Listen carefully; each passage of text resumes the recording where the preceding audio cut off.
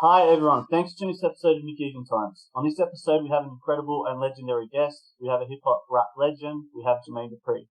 Jermaine is an international legendary songwriter, record producer, record executive, entrepreneur, and DJ. Welcome, JD, and thanks for coming on the podcast.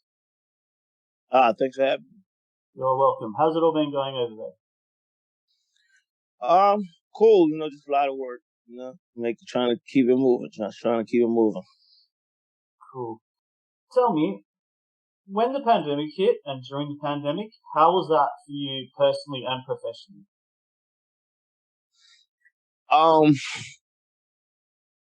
Well, professionally, it stopped a lot of things. It stopped people going in and out of studios, traveling, of course, to go do DJ gigs and this, that, and third, and shows and all of that. So it stopped a lot of that. But on the personal side, it actually made me focus more than I had been prior to the pandemic. I'm always a focused person, but I had a lot more time to focus and actually put more time into my craft, learning my machines, learning my equipment more than I knew already. I actually feel like it was a helping hand for a lot of people, not just myself. Wow, yeah, definitely. Couldn't agree more with you there. It's changed the world and helped a lot of people in a lot of ways. All right, let's just jump straight into it. Take me back to 1993, So Def, and everything, and how the momentum obviously took you from, I guess, previously then to where you are now. You said 91? 93. Oh, 94. Well, if that was be after Crisscross, is that that's what you talking about? Yeah, around that era, yes. Yeah, so after Crisscross, the success of Crisscross was so big, and Sony offered me my own label deal, and from that label deal, I signed Escape. I went on to sign the Brat. I then did So Def Base All Stars, and then I think I signed Jagged Edge, and then yeah, I mean, I think that was pretty much the road from that in that era of what you're talking about. Yeah, for sure, 100%. What does Atlanta mean to you and your culture, and I guess overall what it's done for the rap music industry, in your opinion? Say again one time. What does Atlanta mean to you, I guess, personally, and representing, I guess, your culture, the rap, the whole industry, and yeah, what it's done for you personally and professionally? Well, I mean, Atlanta at the time was a city like no other cities in the rest of the United States, as far as I'm concerned. The nightlife, the the underground entertainment swell, um, the Southern hospitality, and the fact that we as a city wanted our city to become what it has become today. And this wasn't just a vibe or a feeling from one person. This was everybody in the city at the time. So we all was pushing hard to turn Atlanta into the Atlanta that you see today. What it means to me, like I said, I feel like it's just like it was a breakthrough in hip hop. It was a breakthrough in the music industry, and it was a breakthrough that I believed could happen.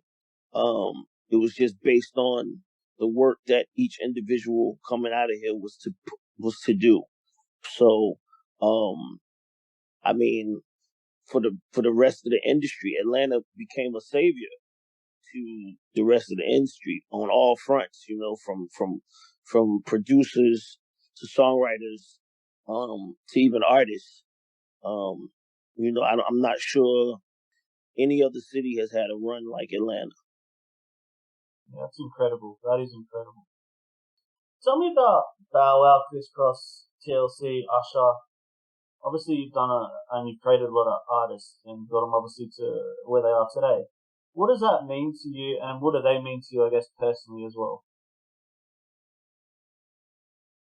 I mean, those four artists that you named, they're superstars. So it's just like, to me, it's pretty, um, sometimes it's unbelievable for me to even realize that, um, I was just constantly help making, help make back to back superstars. You know, you talk about these people and, um, and, being at the forefront of starting it, not like somebody that they called to just work. Um, Majority of the artists that you just named, I was there from the beginning and the infant stage of them as an artist, and talking to them and telling them things to do, and then writing songs that complemented what we was talking about, and then them going out and doing what I believe that they could do and really becoming the stars that they are today. It's a pretty interesting process when you sit back and look at it. Oh, that's sensational.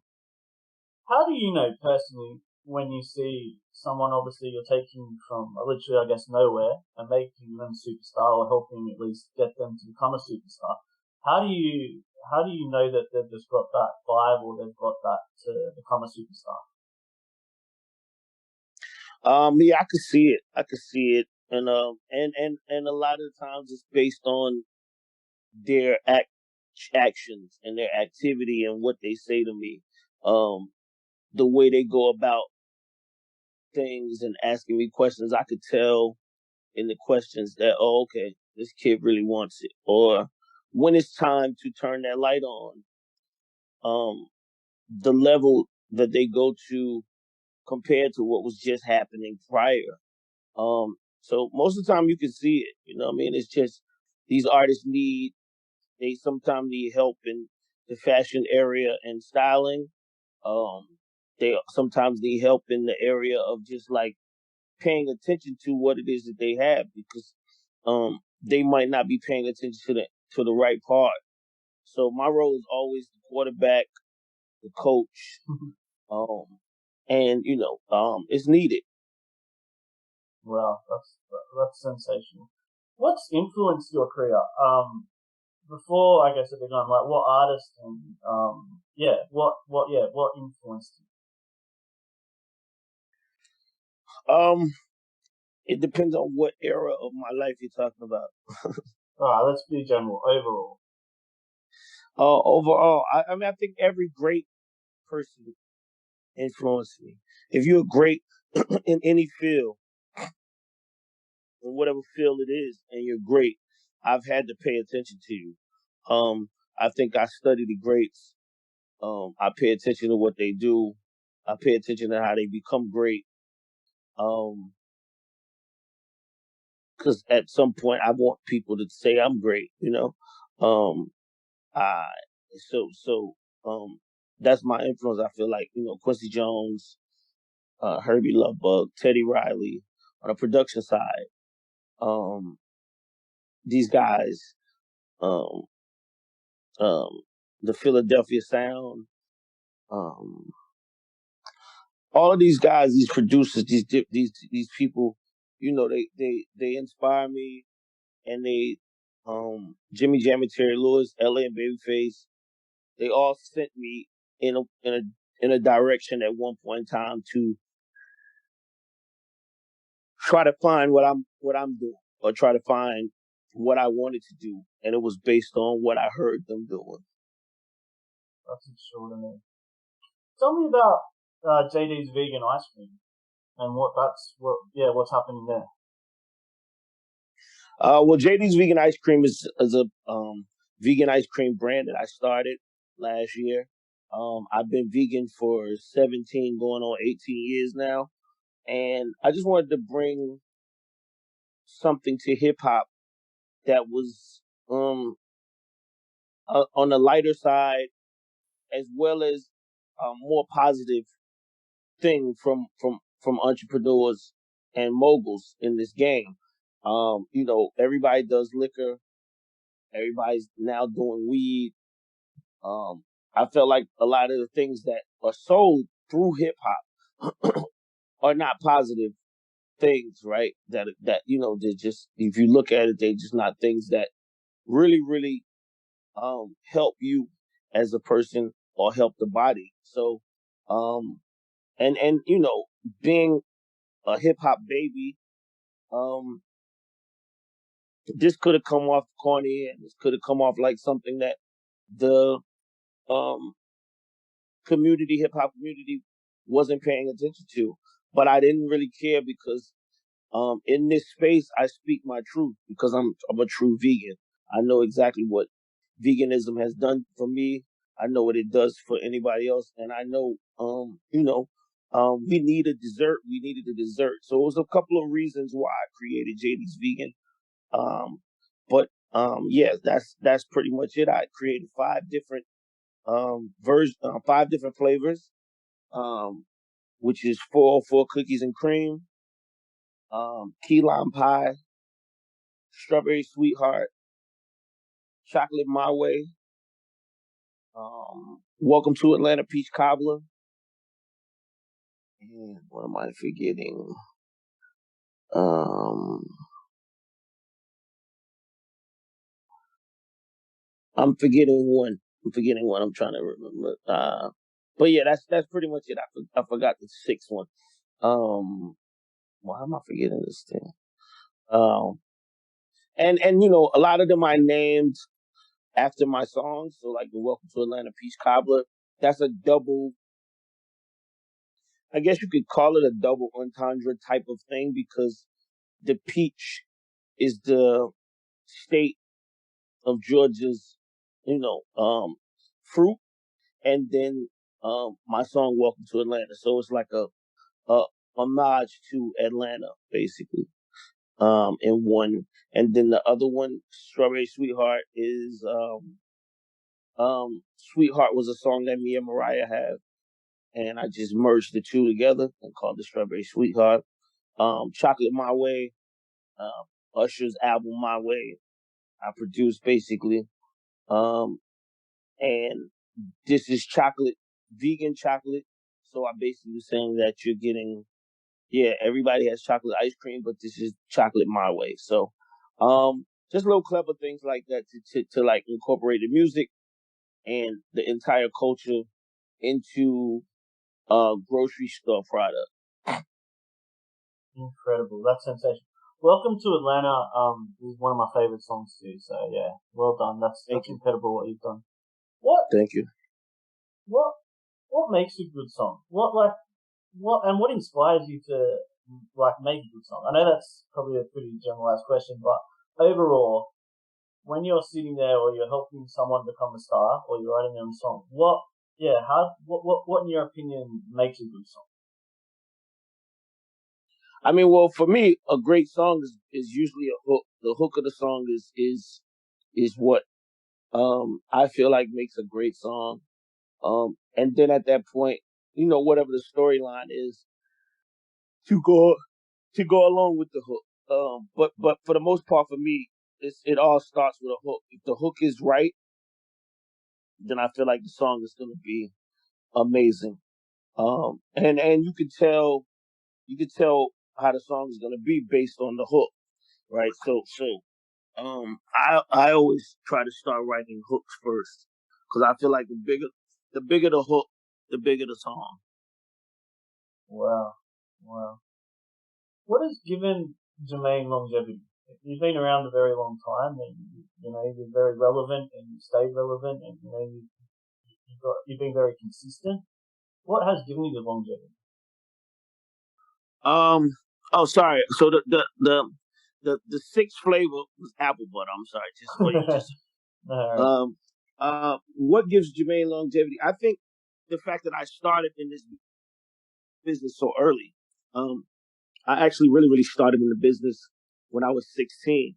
So therefore, um, I had a long runway. I actually started at 16. I didn't try to make a record at 16, and then it didn't happen until I turned 21 or something like most people's story. My story, I actually started at 16. I think Silk Tom's Leather came out when I was 17. I found Crisscross when I was 18. They came out when they record came out when I turned 19. So literally before I turned 21, I was a musical millionaire, right? And a lot of people in today's world that's coming into the music business are people that came in when I came in. They didn't have that runway. You know what I mean? They didn't have that runway, and they didn't have that youthfulness with them. So everything that I do musically, or everything that I think about, or everything that I want to do, has this youthful edge into it because of how young I started. I never really, and I grew up actually making music, so I never actually had an opportunity to, I won't say grow up, but actually come into this adult mind space that majority of people my age seem to jump into. So like when people get in their 30s and their 40s, they start talking older and they start thinking older. I never actually went through that because I never subscribed to the older ideas of things from the initial start. And there's ways that you can do it. Never, not like the older ways don't work. The older ways definitely work. It's more older people in the music industry than it is younger people, or was when I came into game. And with that being said, I think it's how you decide to do it and which way you decide to go. With me, um, I also feel like um it's so much more for me to conquer, right? I see so much more land out there for me to conquer. Um, just like this interview with you, it's the first time I'm doing this interview. Um, Sometimes these things don't matter to people, but for me, it matters. I want to conquer everything that there is to conquer in the music business. Wow, that's amazing. That's incredible. Thank you for sharing those insights. What inspires you daily? Um, Empty space.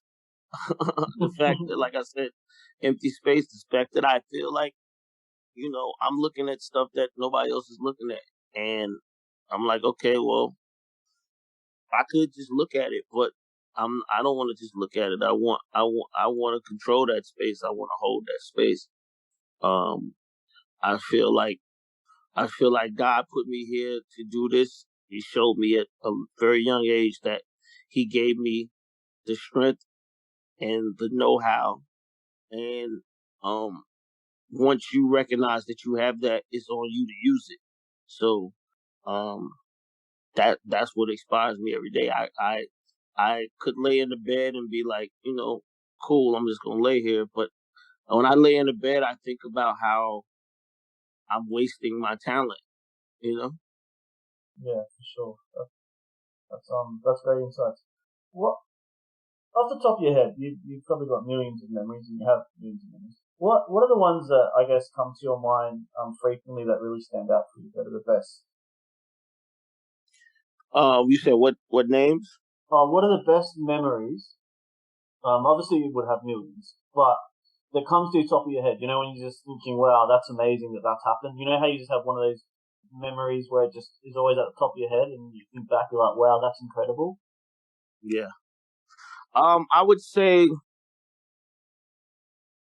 um the first memory that comes to my mind is the fact that the success that I had with Mariah Carey um is pretty incredible to me because um at one point in time when I first started talking to Mariah about working with her, I told her that she didn't need me. I still feel like she doesn't need me to this day, and I think that's why it's incredible to me because she doesn't need me. She's Mariah Carey. Um, she's gonna always be Mariah Carey with or without Jermaine Dupri. So for me to even get a piece of that success is pretty amazing. Wow. What are your hobbies and passions, aside from you're an extremely busy person and you got your hand obviously in a lot of different pies? What do you like to do if you have any downtime, like aside from, I guess, work?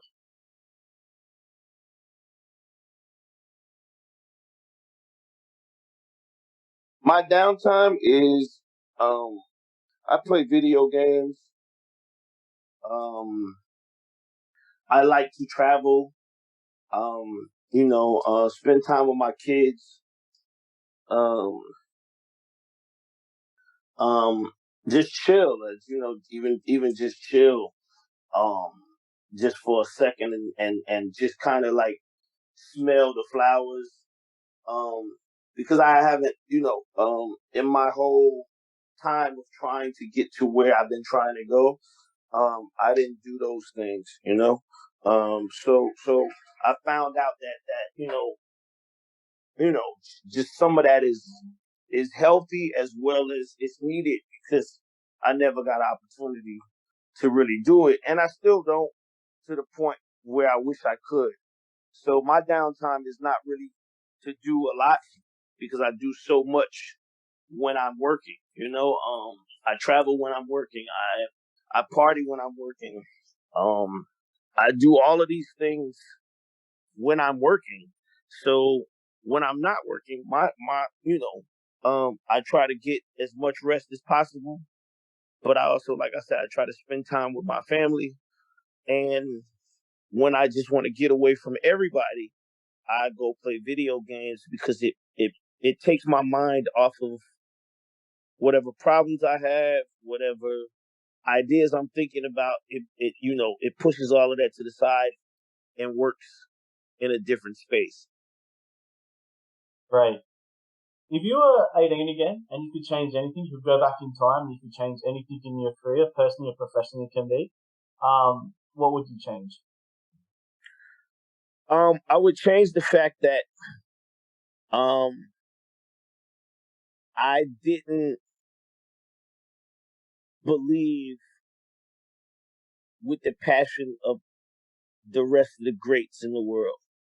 And what I mean by that is that when Michael Jordan went to North Carolina, um, somebody or something was told to somebody that let's watch this guy's career from this point on and watch him build this into what it is today, right? With Michael Jackson at the Motown and some point in the process, um, Joe, their father, rest in peace, believed that Michael Jackson would turn into Michael Jackson that he is today. Um, and I feel like all of these people, because when I watch it, I'm like, wow, why were they filming this at such an early age? Why do they have footage of this? Why is it so much content surrounding these people? Um, and it's the belief thing that these people had that I came into the game not having. It's a belief that these people had that I came into the game that the people around me didn't have. My mother and father never knew what I was going to become, and I don't think they even thought that, my career would even turn into anything more or less than what they saw, firsthand. So, that's the only thing because now that I have such a longevity of life, it's things that's missing, in having such a long career. And the thing that's missing is, that content, so that you guys can know and see the crisscross process, the escape process early, um, left eye living at my house, just the entire introduction of who Jermaine Dupri is and where it came from, at this point sounds almost impossible to believe. But it happened. It is what happened. But at the same time, no one was filming it. Nobody documented it. And like I said, at this point now, I turn back and I look and I'm saying that, damn, nobody thought to document my life. Nobody thought that I was going to be anything. Because if somebody would have said, yo, we should film this, we should film at least one of these moments. And I think once I got an opportunity to have money to buy a video camera, I started documenting things myself. But before that is when, but at the same time, like I said, that's me and my self-belief. Getting others to believe, I feel like has always been a hard thing in the aesthetic of Jermaine Dupri. Well, thank you for sharing. Yeah, you've done amazing. You're an inspiration to generations, and your legacy will live on forever. Jermaine, thank you for coming on the podcast. I do appreciate it. It's amazing, as I just mentioned, your career and where you are today. And yeah, I just wish you nothing but the best in all your future endeavors. Thank you.